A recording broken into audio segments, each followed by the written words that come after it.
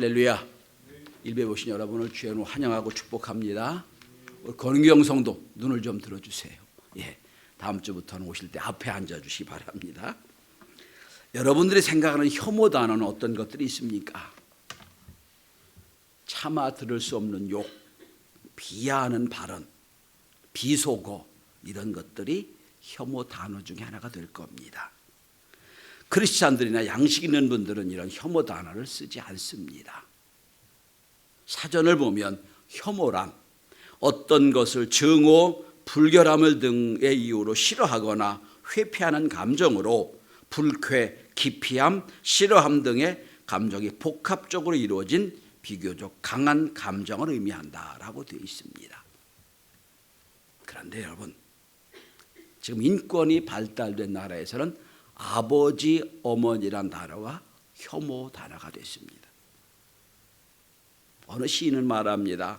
세상에서 가장 아름다운 단어가 있다면 어머니, 아버지란 단어, 엄마, 아빠란 단어라고 했는데 많은 서구 사회에서는 아버지, 어머니란 단어가 혐오 단어가 됐다는 겁니다. 왜 그렇지요? 어머니, 아버지란 단어는 성별이 남자, 여자로 전제하는 말이기 때문입니다. 우리는 성을 타고난 것, 선천적인 것으로 믿고 알고 배웠습니다. 그러니까 아무리 여자 같은 남자도 남자고 아무리 남자 같은 여자도 여자입니다. 여자로 태어나면 여자, 남자로 태어나면 남자인데 요즘은 성을 선택할 수 있다고 가르칩니다. 남자로 태어났어도 내가 여자로 선택하면 여자가 되는 거고요. 여자로 태어나서 내가 남자로 선택하면 남자가 됐다는 겁니다. 그러니까 당연히 엄마, 아빠라는 단어가 혐오 단어가 될 수가 없지요. 우리는 성을 섹스라고 배웠습니다. 그래서 남성, 여성으로 배웠습니다. 요즘은 현대 여성은, 현대성은 젠더입니다. 이건 남자, 여자도 아니고 제3의 성이 있다고 가르칩니다. 이런 사조를 젠더 이데올로기라고 표현합니다. 제가 교단 내에서 차별금지법 반대하는 동성애 반대 운동을 계속 해왔습니다. 감리교 거룩성 회복운동 제가 열심히 수년을 했고 수년 동안 매주마다 각계 전문가들을 모시고 세미나를 듣고 기도회도 하고 교계 모든 성도들에게 알렸습니다. 세미나를 모아서 책을 낸 것이 지금 책에 나와 있습니다. 국회의원을 찾아가서 압력을 넣습니다. 차별반대법 당신들 통과시키면 안 찍겠다 해서 지금 막혀있는 상황이 됩니다. 그런데 연구하면 깨달은 게 하나 있습니다. 이 차별금지법과 동성애 문제는 근원이 공산주의라는 겁니다. 네오막시즘의 영향이 있다는 겁니다. 막시즘이 공산주의거든요. 막시즘, 거기에 네오란 붙어서 새로운 공산주의라고 표현합니다. 네오막시즘. 요즘은 문화막시즘이라고도 합니다. 문화적인 공산주의라고 문화막시즘이라고 표현합니다. 여러분, 막시즘, 공산주의는 철저하게 자본주의에게 완전히 패망했습니다. 공산주의라고 볼 수 있는 나라가 세계 한 나라도 없습니다. 그런데 교묘하게도 공산주의가 이제 문화적으로 접근을 합니다. 공산주의 반대는 자본주의가 아니에요. 공산주의 반대는 교회입니다. 공산주의가 제일 싫어하는 게 기독교예요. 그러니까 지금 공산주의는 네오막시즘은 어떻게든지 교회를 깨려고 발버둥을 치고 있습니다. 그들의 목적은 두 가지입니다. 교회를 깨는 것, 가정을 해체시키는 것. 여러분, 우린 엄마, 아빠, 자녀 이게 가정의 기본이라고 가르치고 배웠어요. 그게 옳습니다. 근데 요즘은 그렇지 않아요. 엄마도 아빠도 남자가 될 수, 여자가 될 수도 있고 여자가 될 수도 있고 남자가 될 수도 있어요.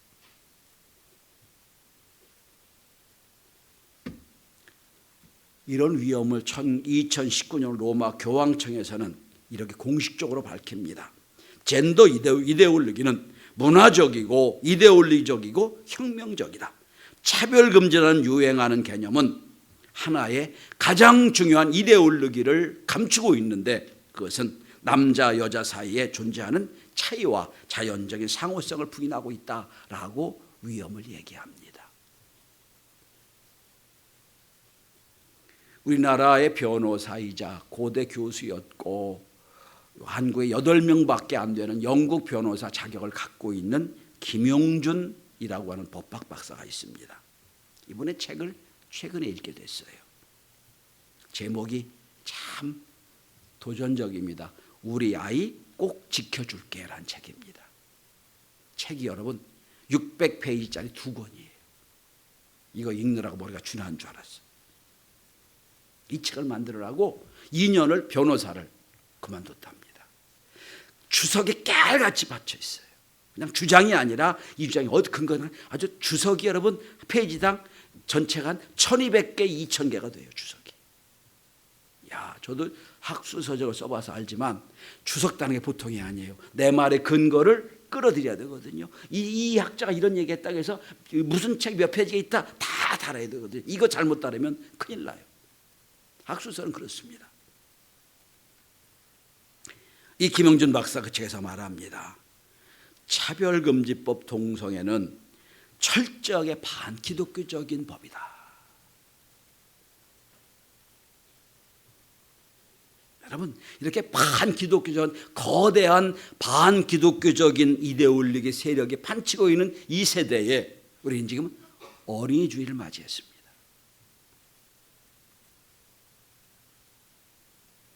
우리 아이들이 앞으로 몇십 년 뒤에 어떤 시대가 될지 몰라요. 지금 시대가 어떻게 바뀔지 몰라요.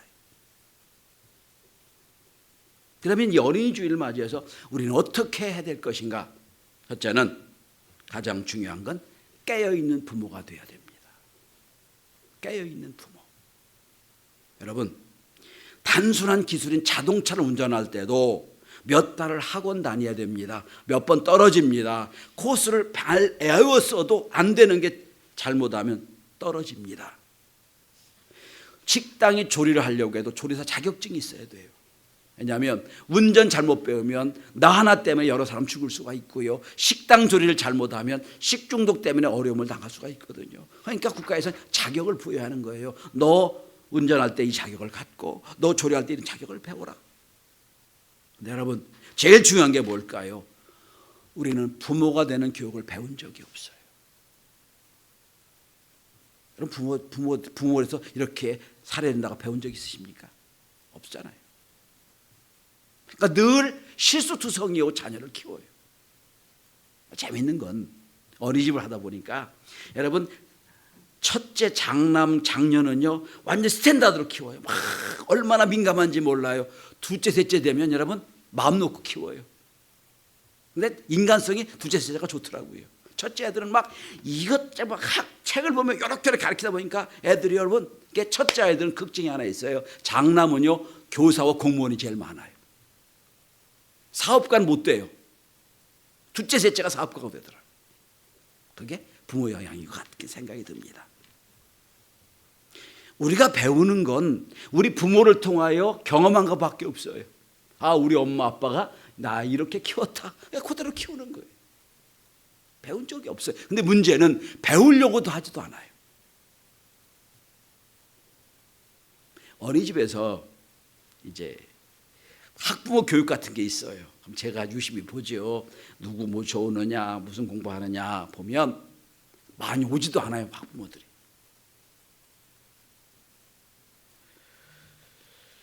요즘 텔레비전에서 오은영 박사의 사례 분석 인기가 있지요.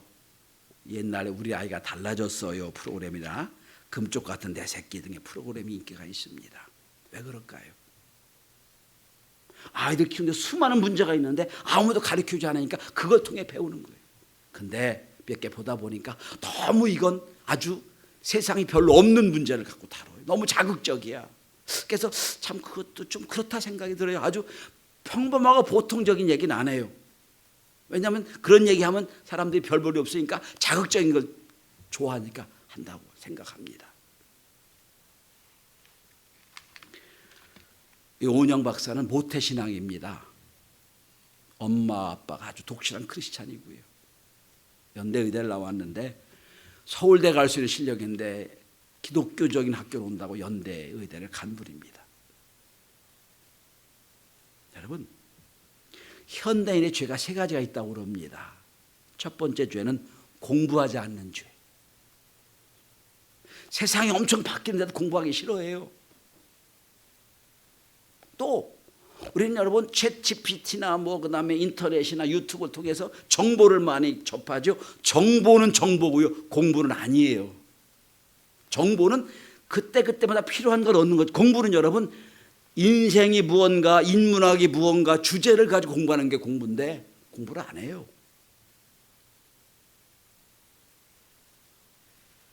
두 번째는 공부를 하지 않을 뿐 아니라 배운 대로 실천도 하질 않아요. 배웠으면 해야 되는데 그냥 지식을 하고 쌓이고 끝나요. 실천이 없는 현대인입니다. 그리고 세 번째는 가르치지도 않아요. 3종 세트예요. 배움도 없고 실천도 없고 가르침도 없고.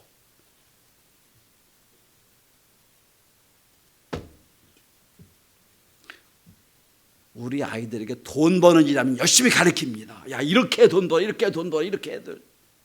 그런데 가치 있는 법은 가르치질 않아요. 여러분, 가르쳐야 됩니다. 그냥 저절로 배워지는 건 아니에요. 여러분 자녀 키우면서 배우는 게 하나 있잖아요. 좋은 거는요, 매를 때려가면서도 가르쳐도 안 배워지는데요. 나쁜 건 금방 배워요. 어서 그렇게 아이들 욕을 많이 배우는지 몰라요. 안 가르쳐줬잖아요. 인간이 여러분 이게 나쁜 속성이 있어서 나쁜 건 금방 배워요. 좋은 거는 가르쳐줘도 못 배워요.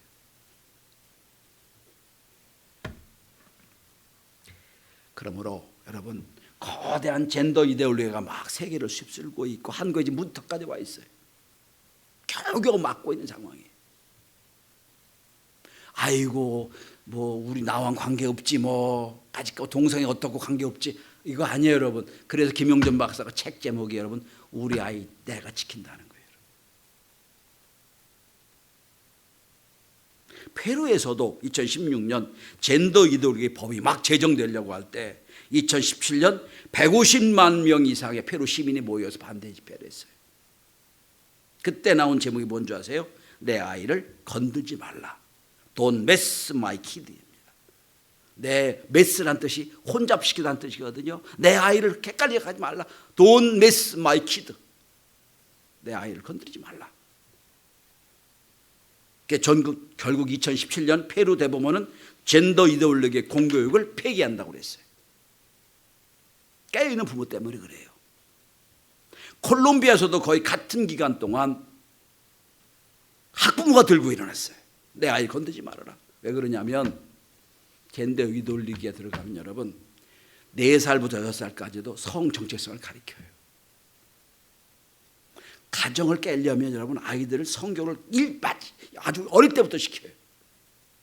이 문제가 되는 거예요. 그러니까 내 아이를 건드리지 마라. 그렇게 되는 거예요. 여러분, 제가 깜짝 놀랄 만한 통계를 가르쳐 드릴까요? 우리 아이는 아니겠지 하는 게 있어요. 아이고 내 아이는 정직하고 내 아이는 그런 애 아니야. 초등학교 4학년에 90% 아이들이 야동을 다 보고 있어요. 4학년짜리가. 4학년 몇 살이죠? 10살짜리들이. 내 아이 안 보겠다? 아니요, 거짓말이에요. 그런 시대에 살고 있어요, 여러분. 어릴 때부터 완전히 아주 어떻게 보면 소나기처럼 그 사조에 물들고 있는 게 우리 자녀들이에요.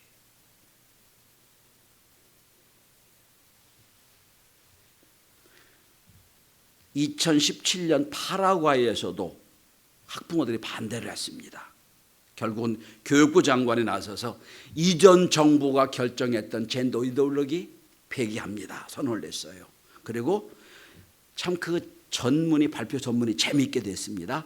엄마, 아빠, 아이로 구성된 가정을 해체하고 성을 선택할 수 있다고 가리키는 잘못된 교육으로 인해 발생되는 수많은 혼란과 문제를 더 이상 묵과할 수가 없다.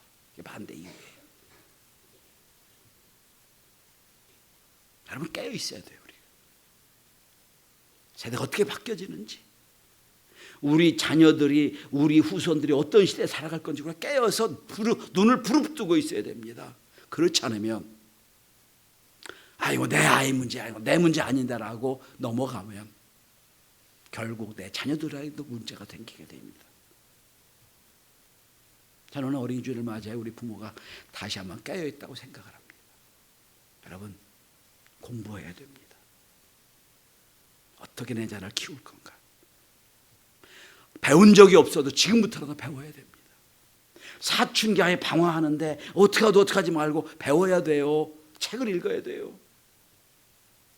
그래야 앞으로 우리 희망이 있습니다.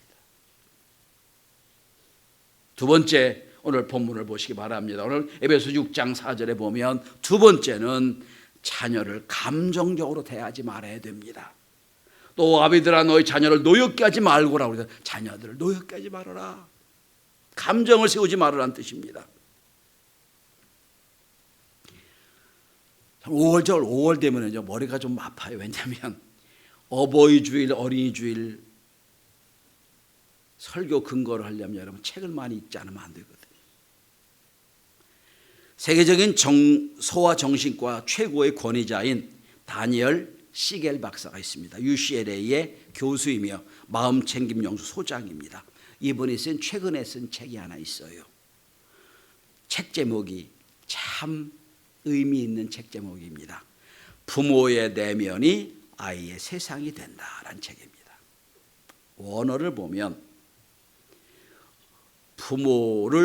부모에 시작돼서 자녀에게 나간다는 뜻을 갖고 있어요.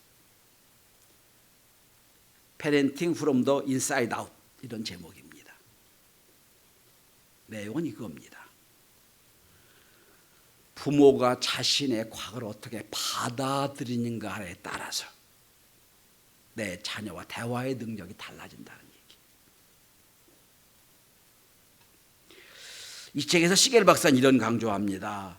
먼저 부모가 자기의 과거를 들여다보고 과거를 이해하고 과거의 아픔을 극복할 때 비로소 자녀들과 긍정적인 대화가 된다는 거예요. 부모가 자신의 과거, 어린 시절의 상처와 결핍을 이해하고 과거와 화해하지 않으면 항상 그 틀 속에 자녀를 키울 수밖에 없다는 거예요. 그러니까 부모가 상처가 있는 그대로 살면 상처가 그대로 자녀에게 간다는 거예요. 내 과거를 내가 들여다보고 내 상처를 스스로 화해하고 치유하고 나서야 내 자녀에게 온전히 키울 수가 있다는 얘기예요. 그러면서 이 시겔 박사는 과거가 치유되지 않은 채 아이를 키운 엄마 얘기를 하나 하고 있습니다. 이런 얘기입니다. 두 자녀를 둔 엄마가 신발 가게에 가서 신발을 사는 이야기입니다. 이 엄마는 신발 가게 가는 것 자체가 별로 안 좋아해요.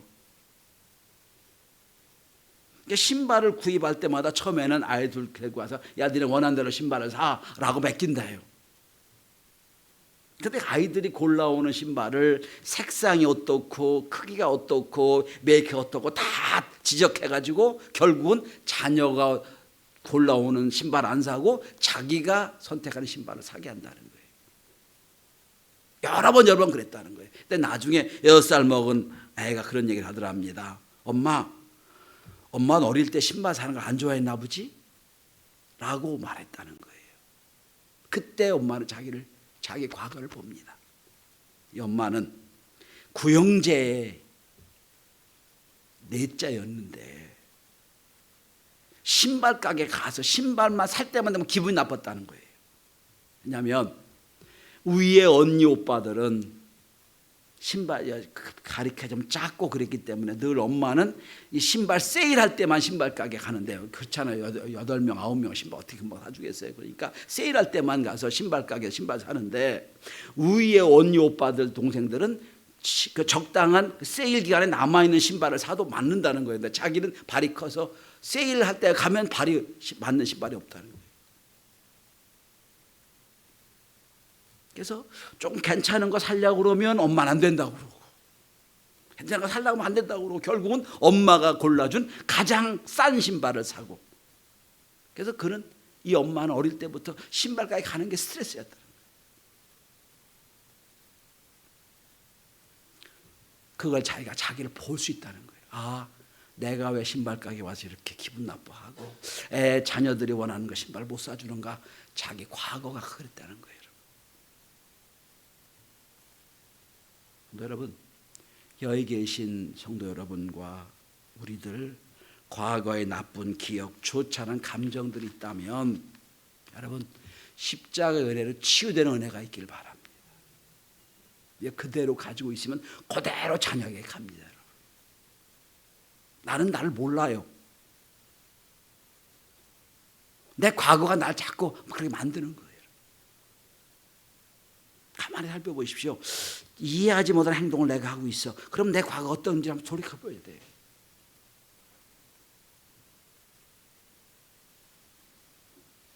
상한 감정이나 상한 심령이 대물림되는 건 절대로 막아야 됩니다. 내가 대물림시킨다고 되는 게 아니고요. 나도 모르게 될 수 있어요. 그렇게. 내 자녀가 이렇게 행동하는 걸 보고 저 어떻게 행동할까 하면 나를 보시기 바랍니다. 내가 어떤 모습이 그렇게 보여졌을까.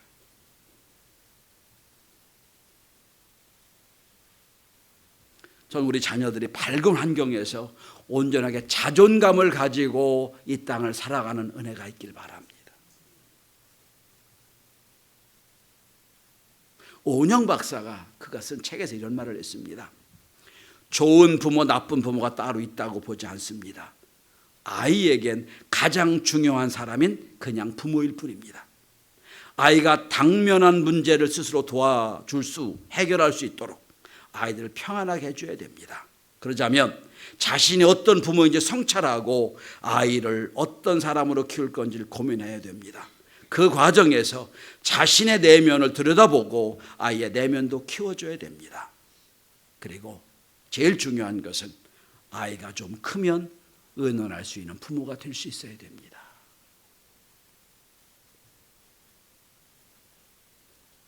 참 여러분, 내 자녀들이 컸을 때도 우리 부모를 불쌍한 눈으로 보는 게 아니라 인생을 의논할 수 있는 분으로 보여지는 부모가 되는 것. 야, 우리 엄마 아빠는 완전히 그냥 옛날 촌노네야, 아주 보수야, 이게 아니고 우리 엄마 아빠는 내 인생을 충분히 의논할 수 있는 사람이야. 이렇게 될 때 내 자녀를 제대로 키울 수가 있어.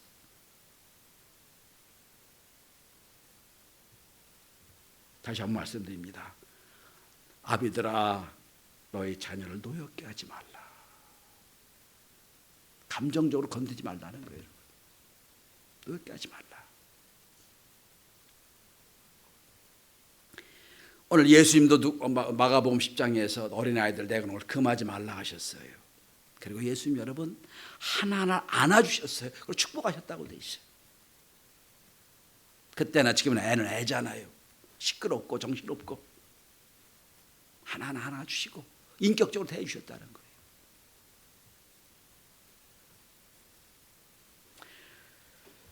세 번째는 오늘 말씀 에베소서 6장 4절의 말씀처럼 오직 주의 교훈과 훈계로 양육해야 됩니다.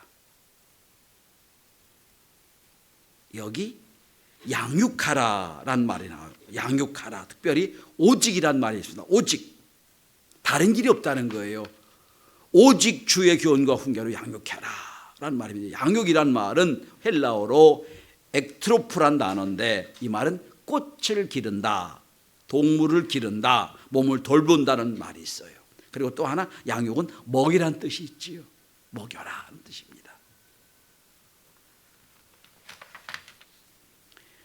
여러분, 교육학 중에 많은 교육학이 지금 나와 있어요. 수많은 교육학이 많이 나와 있어요. 그런데 성경은 그 많은 교육학 이전에 오직이라고 유일하게 말씀합니다. 오직 하나님 말씀으로 양육해라 말씀하고 있어요. 여러분, 수많은 교육학은 10년, 20년, 30년마다 돌아갑니다. 새로운 게 계속 나와요. 계속 나옵니다. 그러나 성경은 2000년 이상을 똑같은 말씀을 하고 있어요. 변함이 없잖아요. 2000년이 뭐예요? 구약부터 보면 6000년, 10,000년 이상을 똑같은 말씀을 계속하고 있어요. 그런데 변치 않아요. 왜 그렇죠? 진리이기 때문입니다. 어떤 교육학은 이거 저거 하지만 그건 사조가 다 흘러가고 없어집니다. 그런데 하나님 말씀은 영원합니다. 그러니까 성경은 말합니다. 오직 주의 교훈과 훈계로 양육해라. 양육이란 뜻이 뭐죠, 여러분? 아이가 먹기 싫다고 안 먹입니까? 먹기 싫어도 먹이는 걸 먹이는 거예요, 여러분. 하기 싫어도 하는 걸 하게 만드는 겁니다. 그게 양육이에요.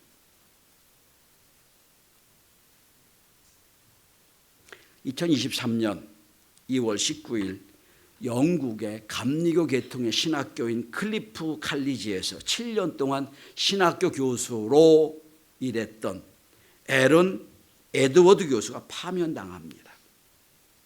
그 이유는 그의 트위터에 동성애가 죄가 아닌 것으로 받아들이는 것은 교리적으로 잘못됐다는 말 한마디 때문이었습니다. 충격입니다, 여러분. 신학교에서, 성경을 가르치는 학교에서 동성애가 죄라고 아닌 것은 잘못됐다라고 말할 때 그럼 파면됐습니다. 이제는 성경을 신학교에서 가르치는 것이 어려운 때가 됐다는 뜻이에요. 이건 교회에서 가르치는 게 아니라 신학교, 하나님의 말씀을 가르치는 학교에서도 파면된다는 시대입니다. 여러분, 그럴 때 성경은 이렇게 말합니다. 오직 주의 교훈과 훈계로 양육해라. 말씀으로 돌아가야 됩니다. 여러분, 우리 자녀들을 자꾸 말씀에 노출시키는 일이 많아져야 돼요. 자꾸 말씀 앞에 서도록 해야 됩니다. 자, 어떤 게 계속 말씀을 듣게 만들어요. 구원은 말씀에 들으면서 나오잖아요. 저는 이해 못하는 게 하나 있어요. 아이가 학원 안 간다고 그러면 매를 때려가면서 학원을 보내는데 교회는 안 간다고 그러면 그래, 교회는 자유니까 네 맘대로 해. 이런 이중성은 제가 참을 수가 없습니다.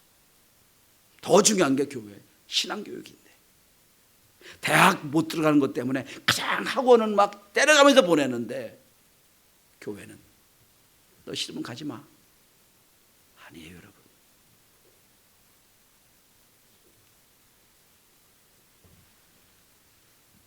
우리는 먼저 주 안에서 키워야 됩니다. 주의 교훈과 훈계로 양육해야 됩니다. 사모님의 얘기를 잠깐 들으면 강하이 권사님이 대단한 분이시거든요. 돌아가신 우리 장모님의.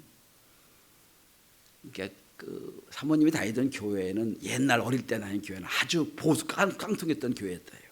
그러니까 가기만 하면 목사님이 엉뚱한 얘기를 해서 아주 어릴 때 너무너무 가기 싫었대요.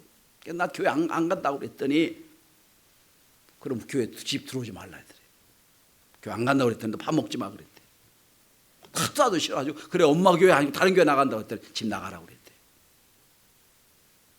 그게 자기 신앙을 키웠다고 얘기하더라고요. 아, 이건 집 나가는 거 똑같은 거구나. 교회 안 나가는 거는. 이거 밥 안 먹어 똑같은 거구나. 배웠다는 거예요.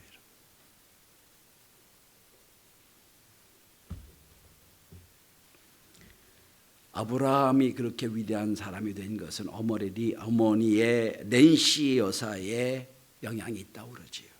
근데 사실 링컨의 어머니 낸시는 친엄마가 아닙니다.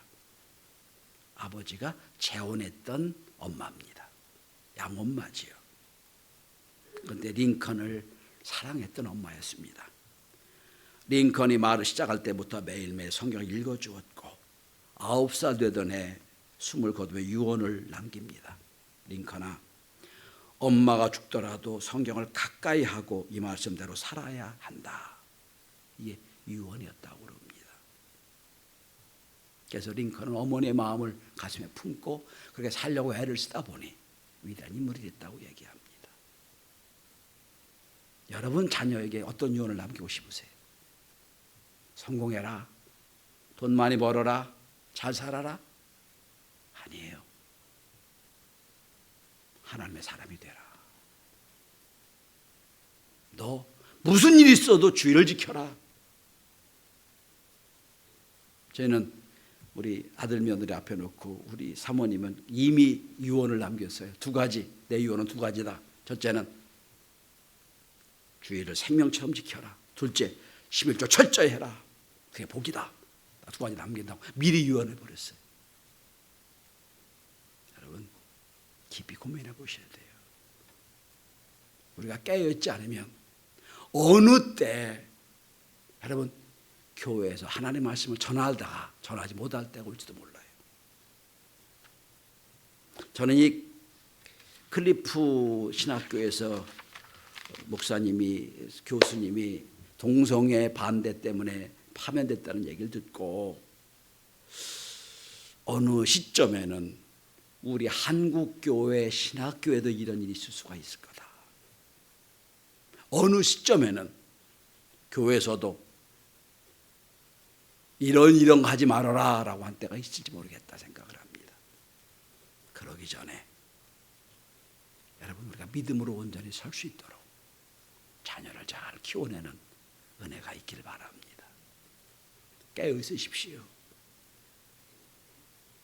내 자녀를 내 상처를 그냥 그대로 이식하는 그런 잘못을 범하지 않기를 바랍니다. 오직 주의 교훈과 하나님의 말씀으로 양육해서 믿음의 사로 키워내는 우리 교회 저와 여러분이 될 수 있기를 주의 이름으로 축원합니다. 기도합니다.